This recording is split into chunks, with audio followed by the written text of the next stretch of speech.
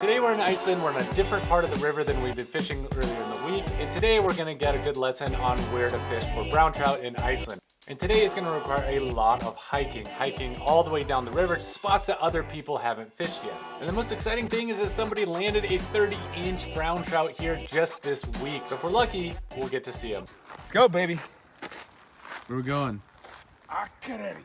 All right, so today is like our third or fourth day fishing here in Iceland. We're fishing with Billy today. He's been here for like 18 years. He knows this river like the back of his hand. You can kind of feel the pressure on the pools by the road. So just 2-minute walk from the car, like the pressure is on. You can find water everywhere nobody has fished. Like where those guys are up there, that's like the closest to the road, so that's those two pools just get pounded. Yeah. And we're doing the opposite. You're going all the way down, so Yeah. you can fish the more unfished water down here. Yeah. Less pressure. Yeah, exactly. Yeah, sweet. You know, right there? Yeah, right there. Dude, that looks so money. Right, look at Yep, yes! Yes!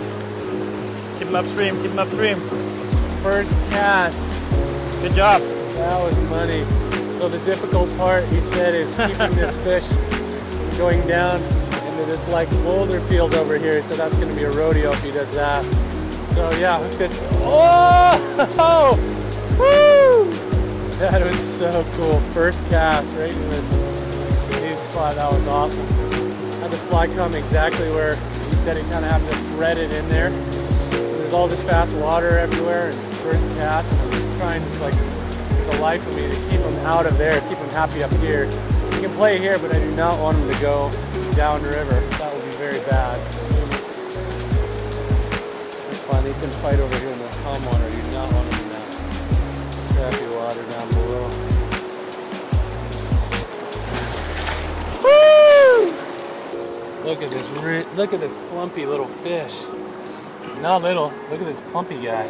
Just look at how wide he is. And look at his belly's all full and fat. Look at that, colors on him.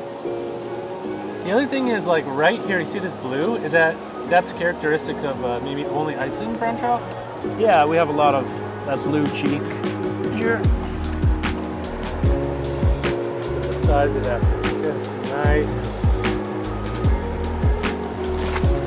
Awkward release there. Dude, that's cool. Squeeze it.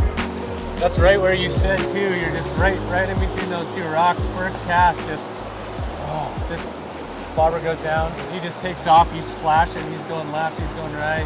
Usually brown trout don't jump. Like I'm not used to like them jumping. This one just went bananas, left and right, and splashed. It was cool. That was cool. That was a really cool fight. The young fish, they do it all the time. They go crazy for a minute, just jumping, holding the tail, kind of dancing on the water.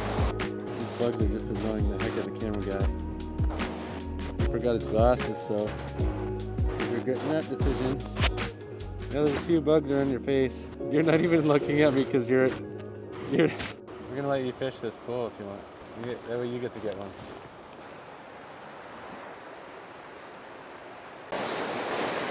Because you have too much slack going on. Yeah. Take this.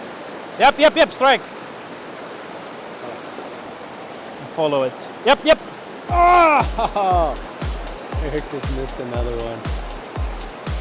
Fish on. Oh, I got that. And cast. Oh! Oh boy. Yeah, baby. Bring him to you, back behind you. Yeah! Yeah! Small guy. That was a good cast. I said that's perfect. It was a good cast, yeah. Little man. Yeah. Took the slack and I followed it all the way. Yeah. I need like 3 more of those to equate the one you caught. A nice fish. No Lego? Sure. Ready? Yeah. That was incorrect.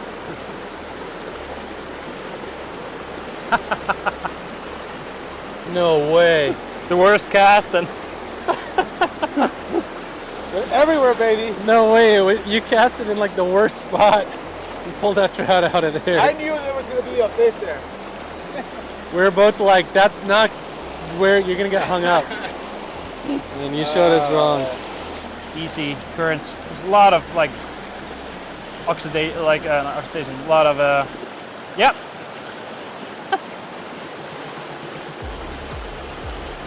Here comes the There you go. Oh, it's too little for your standards are quite high being in No, Iceland it's now. too little for your standards. I mean, you want quality fish with that camera, so couldn't bring it in. Don't record that. Oh, this is pretty bad. Saw the floating line go around it, so I was trying to just do it the other way, and that happened. You know, never thought I'd be fishing in Iceland, fishing a squirmy wormy. No. You know, it's just not something you think is Come on, Eric. You should have gone that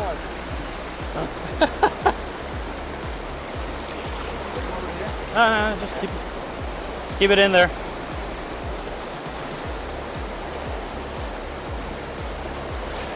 Oh. It's a little bit bigger. Baby step. A little Yeah. bit bigger.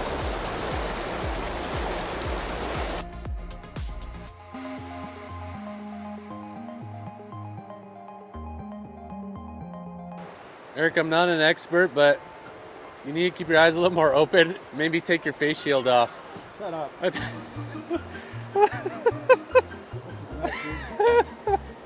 So you're enjoying fishing in Iceland? Not right now. It's just without the glasses, it's really hard because Yeah. they're like in there.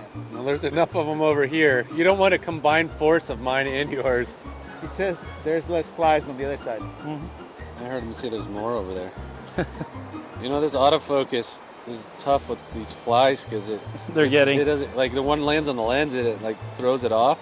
These bushes down here make it difficult because your line is kind of coming in, getting tangled on those. You can see where like he's broken off part of the bush here. I can't see any fish here, so might as just walk further down. I think those flies just attacked Eric. He's loving them. Try to false cast less. Try to load hold your rod tip low and let it drift. Follow it with the line with the rod tip. You can go a little bit further out with your casts. Hey Eric, Yeah. I'm not an expert, but I'm gonna give you a little advice that you don't want to hear, and you're probably gonna be pissed. But in Iceland, the fish are in the river, not on the bank. Now let it extend all the way down. So straighten out your line. Now try to just take it, load it. You make it look so easy, Eric. That's why I wanted you to fish, so you can see what it's like. These bugs are not helping. I can barely see. It's weird. I hear a lot of complaining too. A lot of complaining. Do faster strips. Do like Oh. this. Okay. Now load it. Hit. No. I thought I did, but maybe I got snagged on it. Really, do you have to fight as a guide? Do you have to fight people's maybe expectations? Yeah. For coming here a lot, like they see the pictures on Instagram and they think, oh, I want to catch that 10-pound brown that some guy caught 2 years ago. Yeah, you do. You do have to like control expectations. A lot of people maybe don't have the ability or the health, physique, whatever. Like it's hard work, it's long hours, it's a lot of casts, a lot of walking. So maybe if you're not in shape to walk like 2 miles, 3 miles, like it can be hard because big fish they're tricky and you need to be really versatile with casting and techniques because some days will be dry, some days nymphs, some days streamers. Like in this river we fish a break between 2 and 4. So we start at 8, fish until 2. There's a break, you eat lunch, maybe take a nap, then you go back out, fish until 10. It's not a law, but it's just how we do it here. It's easier, it's many rods, so we don't have people coming in every hours of the day for lunch and that kind of stuff. I got a bug in my ear. It's like stuck in there. I think I got it out. How to get in there? Your ears are like covered. Birkir. Try saying that. Bitkir. Birkir. You have to roll the R. That's why we call you Billy. Yeah.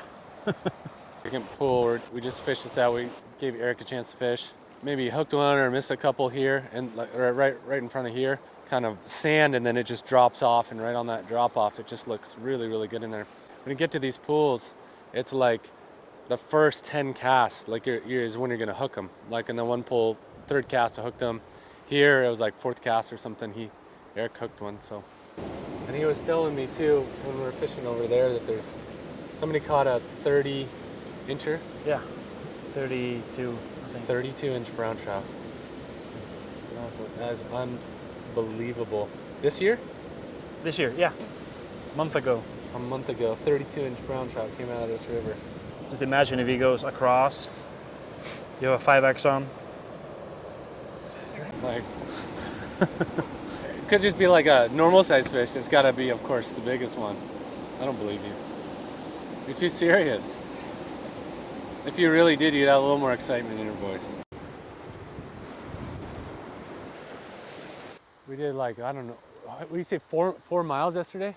In the waders and in the water. Dude, this guy is working, he's doing 2 sessions a day. Just getting up in the morning, getting everything all packed and ready, getting breakfast, guiding, walking, when we're all out of breath, and then he's guiding again in the afternoon, goes to bed, repeats this, no breaks, 7 days a week for the whole summer. And he's way ahead of it. I have to catch my breath.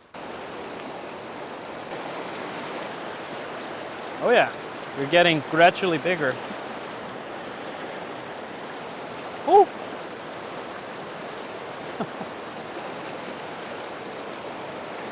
Come about.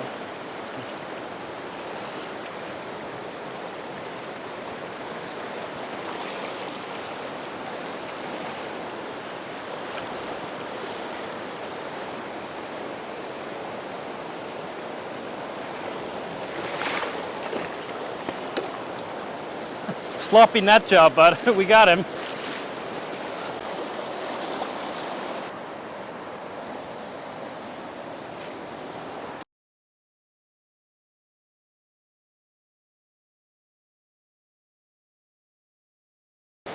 Also, when you were catching fish, you have more confidence on your hook set, on your cast, on everything. So that's why I talked about the confident flies. If you have confidence in your fishing gear and your flies and everything, you'll hook more fish. Instead of using a fly you bought at a shop that one guy told you that would work and it doesn't work. I was just saying something that caught my eye because I was asking Billy, like, this river is so unique because there's so many places to fish.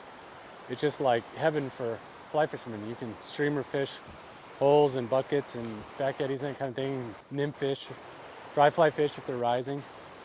But there's just so much water here. It's just like a labyrinth of like pools and back eddies. And what we were saying is that there's a lot of spots that are like really good to fish, but people can't get into them because you have to cross in really deep, fast water and get over there. And then also the currents kind of come really fast and then really slow, and that's where all the fish are. You can get your fly in there, but most people can't mend super well in there. So it's very challenging for people to keep a drag-free drift in there.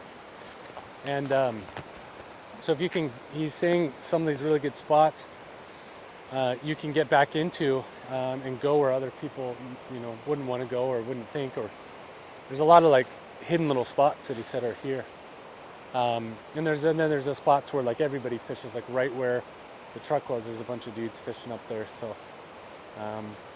but I was also saying, like, this reminds me of like the average person can cast only so far.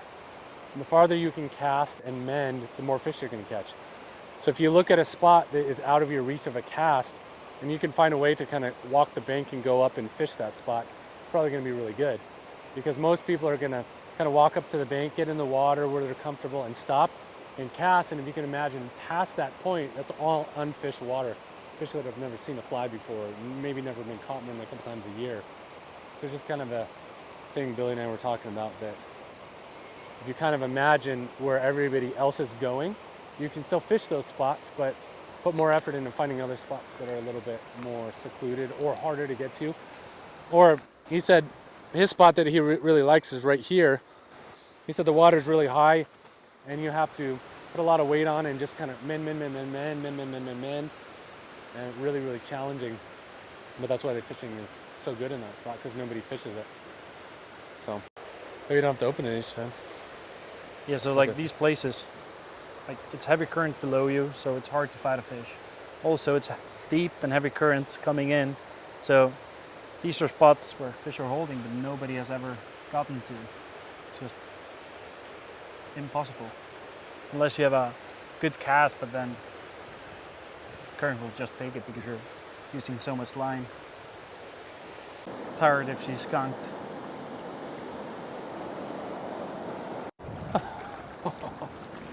I was like, Close to us. Billy, what do I... Dude, that's crazy.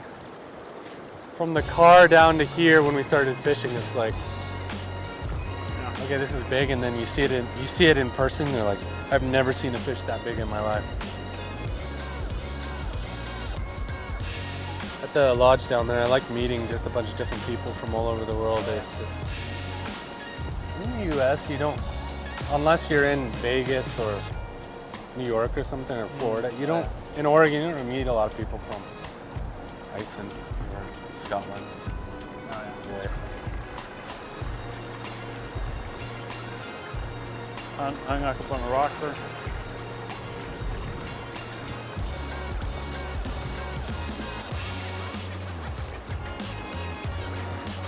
On the way down. Break it off. Maybe I'll just go down. Yeah. Kinda, I'll try to cross, maybe try one little. What do you think? I don't mind crossing or breaking it off or whatever. I have to go across at the bridge. I cannot cross anywhere else. Yeah, Just wait to do that. So we just started fishing this new beat on a different section of the river. We walked down here, we fished this one pool, we fished that pool, and like third cast, like boom. We must have been fishing for about 4 minutes and hooked into just a huge brown trout. And then that trout took off and started fighting, went right in these riffles, of course, all the way down, all the way up, and then he got caught on a rock. So he's on the other side. Billy went all the way down there, across the bridge. And we're gonna try to get this unstuck. It'll be a miracle if the fish is still on it. We just want to get our gear back.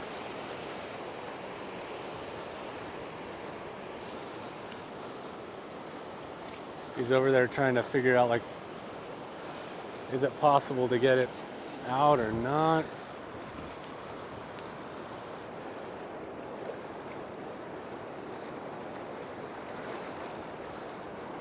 If this fish is on the end of this is going to be incredibly entertaining.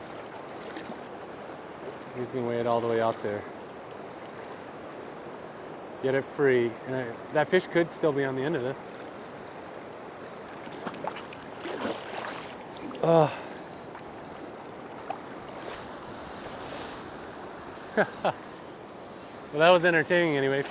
First 4 minutes, hook into a huge brown trout. Get stuck on the other side of the river. I thought there'd be a chance maybe that he'd still be on, but I think that was wishful thinking. Sea trout, somewhere, East Coast, that kind of stuff. Yeah. What about you? What's on your bucket list else than the green? Jurassic Lake. Oh yeah.